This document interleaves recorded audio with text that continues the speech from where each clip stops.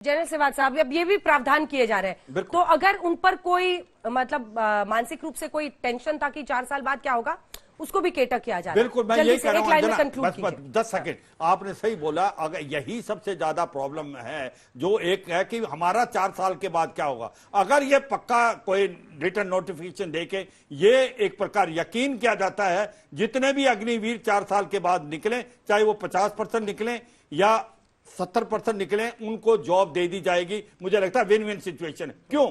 क्योंकि देखो, ट्रेन है, मोटिवेटेड है, आपको पैसे भी नहीं खर्च करने पड़ेंगे उनके ट्रेनिंग पे, तो दोनों पे विन विन सिचुएशन है। तो ये मेरे को लगता है बहुत अच्छी पहल है। अंजना जी, पहले तो एक चीज स्पष्ट करो कि क्या दिल्ली पुलिस का जो सिपाही है, दिल्ली की सुरक्षा मुश्किल काम है या भारत की सुरक्षा मुश्किल काम है? हरियाणा पुलिस का जो सिपाही है, क्या हरियाणा की सुरक्षा मुश्किल काम है या देश की सुरक्षा मुश्किल काम है? क्या बीएसएफ के जवान की सुरक्षा ज्यादा जरूरी है? आईटीबीपी के, सीआरपीएफ का जवान बड़ा काम करता है। यह मैं इसलिए कह रहा हूं कि मुद्दा बहुत गंभीर है और मुद्दे को पास्ट से मत जोड़ो। ये हो गया, कांग्रेस ने ये कर दिया, ना भाई ना। मुद्दा देश की सुरक्षा है, आज नहीं, जब आप बड़े होंगे, आपके बच्चे होंगे, तब का मुद्दा है। और मुद्दा क्या है? ये 9 महीने की ट्रेनिंग करता है दिल्ली पुलिस का सिपाही, 9 महीने की ट्रेनिंग करता है सीआरपीएफ का जवान, 9 महीने की ट्रेनिंग करता है बीएसएफ का जवान और हरियाणा पुलिस का जवान। आप भारतीय सेना के जवान को, अग्निवीर छोड़ो, कोई भी 6 महीने की ट्रेनिंग दे रहे हो। भाई, किसी ने क्या फौज को पूछा कि आपके पास एक ट्रेनिंग कमांड है, बताइए आप कैसे इस 9 महीने की ट्रेनिंग क्यों थी? ये एक मानसिक, एक नौजवान, हर देश का, भारतीय देश का अगर कल हमारे पे आक्रमण आए, आप सब हथियार उठा सकते हो, मैं मानता हूं। लेकिन एक आम बच्चे को, 18 साल के बच्चे को सेना में ले जाना, मानसिक तौर से उसको सिविल लाइफ से तोड़ना मतलब उसको ये जिंदगी तोड़ना और एक नए जीवन में डाल देना, जहां उसके अंदर एक जुनून हो, एक जज्बा हो, देश के लिए मरने के लिए तैयार हो और होश हवास से मरने के लिए तैयार हो।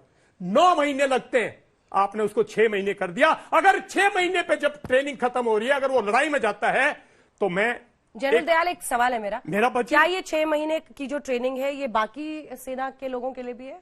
नहीं, या सिर्फ अग्निवीरों के लिए? नहीं, शॉर्ट सर्विस कमीशन भी 9 मंथ्स है मिनिमम। हाँ। ये 9 मंथ्स देखिए। और बाकी जो रेगुलर रिक्रूट्स हैं उनके लिए कितना है? 9 महीने से ज्यादा, 10 महीने। और इनको 6 महीने? 6 महीने। यानी आप कह रहे हैं कि ये 3 महीने का गैप ये है। देखिए, लोग कह रहे हैं उसको फिजिकल, देखिए फिजिकल ट्रेनिंग आजकल आप बाहर भी दे सकते हो, आप हथियार चलाना सिखा सकते हो इनसे, लेकिन मेंटली ब्रेक करना क्यों?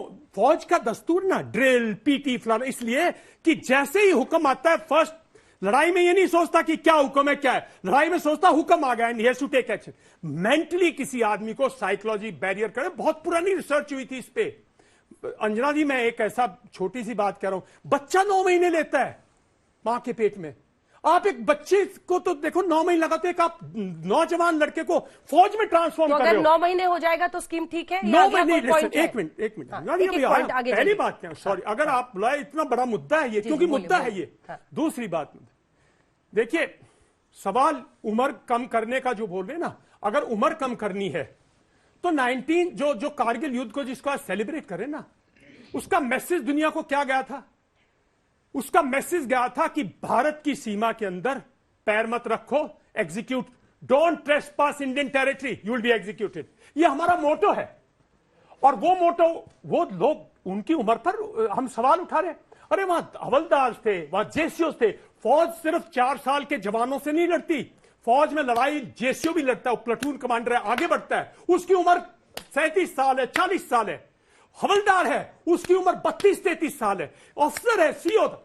सुब्रमण्यम कमेटी ने बोला था, अंजना जी, ऑफिसर्स की एज लो करो, कमांडिंग ऑफिसर्स की सुब्रमण्यम कमेटी और जो ग्रुप ऑफ मिनिस्टर्स की थी, उसमें मैं पूरी तरह से क्योंकि मैं मॉस्को में था, मैंने उस पूरी कमेटी को बहुत अच्छी तरह पढ़ा। मैं कारगिल के टाइम में था, वो बातें अलग हैं, मैं उसको अच्छी तरह पढ़ा है।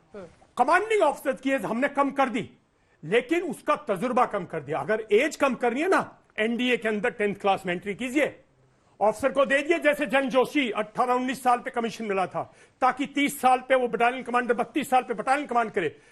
सीओ की एज कम कर दिए, जेसीओ की एज कम दिए। सिर्फ एक जवान के मुद्दे को लेकर कह रहे हो एज कम हो जाएगी, गुमराह मत कीजिए, ये गुमराह है।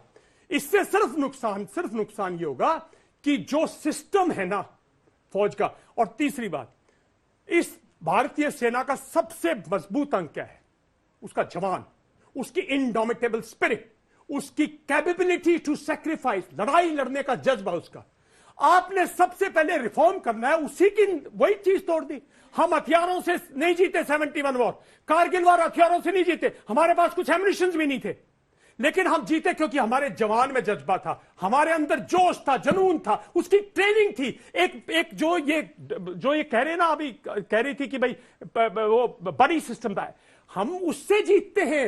जो है हम नाम नमक निशान पे लड़ते हैं भाई, उसको बनाने में पहले 9 महीने में ट्रेनिंग होती है, पहले 4-5 साल में जवान जो है वो ट्रेंड सोल्जर बनता है। ट्रेंड सोल्जर मतलब फिर वो एक्सीलेंट सोल्जर बनता है। हाँ। आप जिससे पहले वो एक्सीलेंस अचीव करे, आप लड़ाई की काबिलियत करे, आप उसको विड्रॉ करें। और उम्र तो इससे कम नहीं होगी। आपकी नजर में स्कीम खत्म कर देना चाहिए? बिल्कुल खत्म कर देनी चाहिए। मैं और बात हूं, देखिए ये झूठ है। पेंशन बचाने की स्कीम है। देखिए मेरी बात सुनिए, देखिए एक मुद्दा क्या है, आप लोग हमारे में से बहुत लोग शहर से हैं, किसी के फादर के पास दुकान है, किसी के, मैं अब मुद्दे पे आता हूं, सामाजिक मुद्दा भी तो बोलना चाहिए ना। फौजी आदमी 10 साल से समाज में घूम रहा हूं, ये गांव का लड़का है, उसके पास उनके ना फादर के पास डिस्ट्रीब्यूशन सिस्टम है जो उम्रों तक चलेगा, ना फादर के पास टोयोटा का वो एक शोरूम है जो उम्र भर चलेगा, ना उसके पास दुकान है।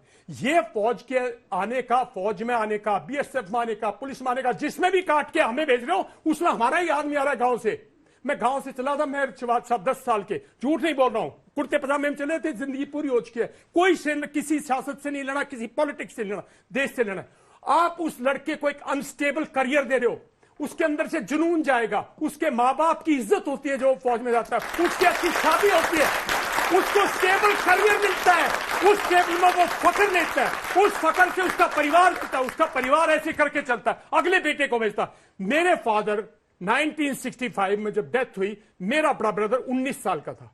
लोग कहने लगे इनको हम यहाँ दिल्ली पुलिस में करते हैं, हरियाणा पुलिस में, बड़े बड़े पॉलिटिशियन आते हैं ना जब ऐसे हादसा होता है। मेरी माँ ने बोला फौज में जाएगा। 1971 वॉर में that young captain fought in war because passion होता है फैमिली में। अजय आलोक जी आप जवाब दें। ये लोग जो बातें, मलुक साहब एक बार बोले, मलुक साहब बोले, और मैं देखिए please wait, no sir please wait for your turn. मैं बस कारगिल में जितने भी शहीद हुए उनको नमन करता हूं, और पूरा देश, और आज हम जहां खड़े हैं और जिस तरह बात कर रहे हैं, देश जो तरक्की कर रहा है, कारगिल युद्ध का बहुत बड़ा उसमें योगदान है। मैं कहना चाहूंगा जो हमारे नेशनल पार्टी की कांग्रेस की प्रवक्ता है मैडम, ये फौज में रही, बहुत अच्छी बात है, लेकिन आज अगर इनको एमएलए बनना है या एमपी बनना है तो उसके लिए देश की सिक्योरिटी को फेलियर कहना इस नेशनल टेलीविजन पे और प्रधानमंत्री को कायर कहना, ये मेरे हिसाब से ठीक नहीं है। और जहां तक अग्निवीर की बात है, उसमें एक डिबेटेबल सब्जेक्ट है, चर्चा हो सकती है, और जहां